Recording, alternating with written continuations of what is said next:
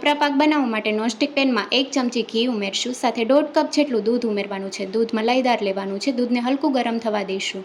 દૂધ ગરમ થઈ ગયું છે. આ સમયે 2 કપ જેટલું કોપરાનું છીણ ઉમેરીને મિક્સ કરી લઈશું.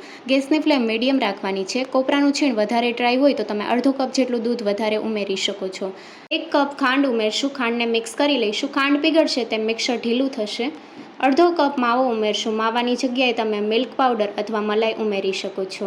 સાથે 2 ચમચી યલો ફૂડ કલર ઉમેરશું. ટોટલી ઓપ્શનલ છે. જો તમારે ન ઉમેરવું હોય તો તમે સ્કીપ પણ કરી શકો છો. મિક્સર પેનની સપાટી છોડવા લાગે ત્યાં સુધી થવા દઈશું. ટોપરા પાક માટેનું મિક્સર તૈયાર થઈ ગયું છે. હવે ફ્લેવર માટે અડધી ચમચી એલચી પાવડર ઉમેરશું અને મિક્સ કરી લઈશું.